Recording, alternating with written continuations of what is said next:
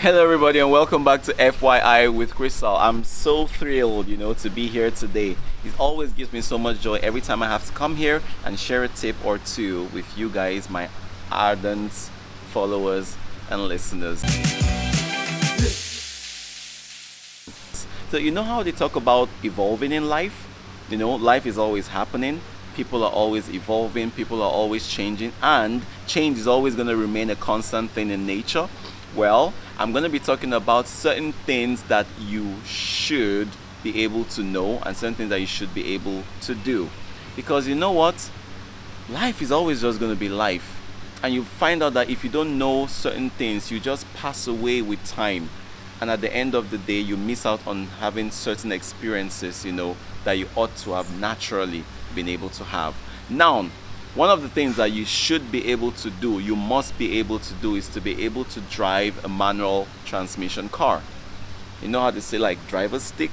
It might seem very difficult, and then everybody naturally, prefers to do the auto, and all of that stuff because it's easier, it's more convenient. But then you never know the situation you would find yourself in, and maybe the only car that just might be available might be a manual transmission car. And guess what? You get stuck because you have no idea of how to do it or how to use a stick. So it's not that big a deal. 1, 2, 3, 4, learn how to use a manual transmission car, because it might just be a lifesaver at the point where you had no other alternative. Number 2, how to say I am sorry and I am wrong. Now, I can relate firsthand how that could be a very difficult thing to say or a very hard thing to say.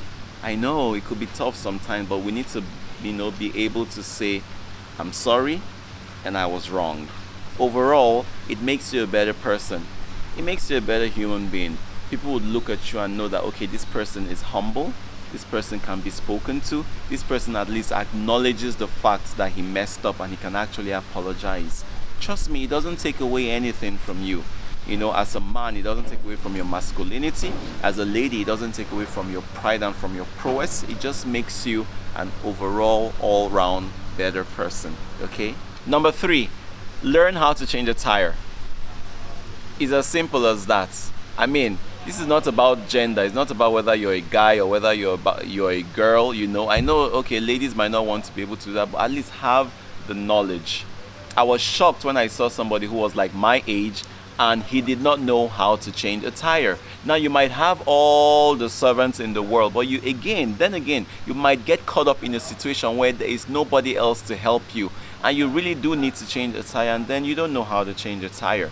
If not for anything, just for the mere fact of, just knowing how to change a tire. Everybody should be able to know how to change a tire. Number 4, know how to swim. It's very expedient. Again, like I said, these are like common life hacks. It's very important. And when I say learn how to swim, I mean like really, really learn how to swim. I'm not trying to say you would find yourself in the Mediterranean or anything like that, but anything could just happen.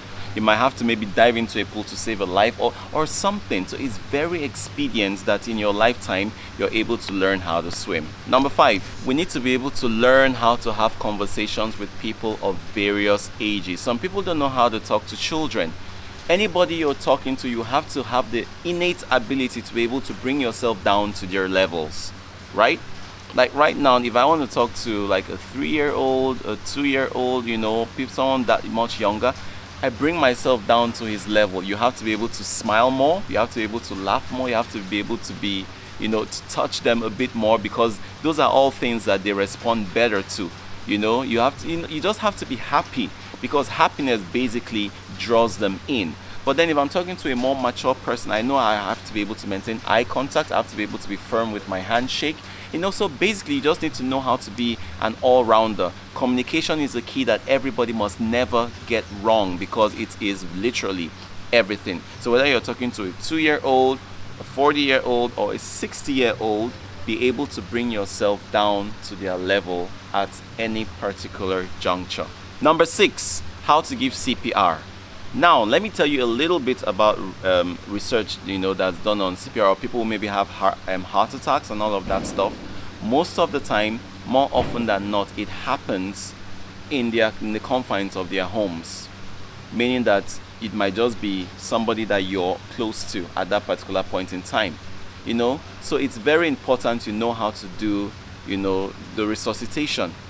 There's a lot of theoretical videos on YouTube, lots of DIYs on YouTube on how to do it. So please get on YouTube, get on the internet, learn how to do CPR, because just doing that, you just might be saving the life of somebody that is very close to you, because a heart attack might just happen to anyone, anytime, and it's not just about elderly people. It could, like in this day and age, it can be anyone, literally. And if that happens, you might just be in a situation where you are able to save a life and you can perform and give CPR. Thank you so much. Number 7, how to remember people's names. Now this is very important because basically someone's name is a person's entire identity. So it's important that when somebody tells you that, hey, this is my name, that you remember the next time that this is what the person says is his or her name. Now, I personally, over time, I've had an issue with remembering people's names. So what I try to do is, once I get introduced to somebody and the person like, hey, this is my name, during the course of the conversation, I try to mention the person's name at least 2 times. That works a lot, because if you mention the person's name, twice in the middle of having, at least twice in the middle of having the conversation with the person, you tend to be more acclimated to whatever name the person has just given to you, because it makes somebody feel very important, and special when, you don't need to come back and be like, what's the name again? Yeah, so let's just try to always remember people's names. Number 8, how to dress properly. I mean, you know what they say about a book now, and then judging a book by its cover or not judging a book by its cover. Guys, trust me, no matter how juicy a story is, people will always make judgments based off of the cover of a book. So you want to make sure that your exterior, your posterior is always very well represented. Dress the way you want to be addressed. They weren't lying when they said that. Dress the way you want to be addressed. Look your best all the time, and you would never go wrong with that, because people tend to respect you better if you carry yourself better. Dress for the occasion. Don't go for a wedding dressed as though you're going to play basketball. Don't go playing basketball dressed as if you're wearing athleisure or something. Dress for a purpose, dress very well, carry yourself properly, and look the part. Number 9, we need to learn, or we need to be able to learn how to start a fire without matches. Now, that might sound ridiculously funny to you, like, okay, am I like in the prehistorical time, or is this a stone age?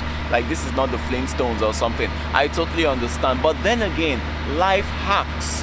You never know where you might find yourself, and there might be no source of modernity or, urbanity or anything like that. And you need to find a way around, getting warm or cooking food or surviving, And at that point, you would wish you knew how to start a fire without matches, maybe with stones or something. Like I said, all of this information is available. You get on YouTube, look for DIY videos, learn how to do it yourself, and it's something that would help you for a long time to come.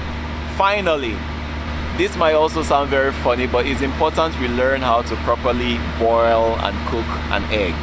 Now, a lot of people don't know how to do it, funny as this might seem, but it's important to learn how to cook an egg.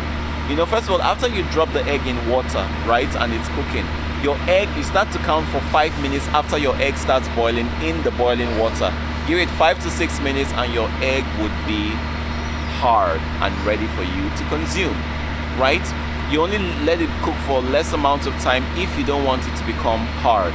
If you want it to be like soft and subtle, fine, but it all depends on what you want. But properly, an egg takes about 6 to 7 minutes to be properly cooked after it has been boiling in water for that amount of time. Alright guys, you get it? Alright, thank you guys so much. So if you enjoyed this episode, kindly click on the subscribe button down below. Be part of my world. Feel free to suggest things you want me to talk about. Feel very free to comment, like the video, share with loved ones, and just be part of this journey with me. Thank you guys so much for watching. Remember, make somebody smile today, because it doesn't cost you anything. I love you.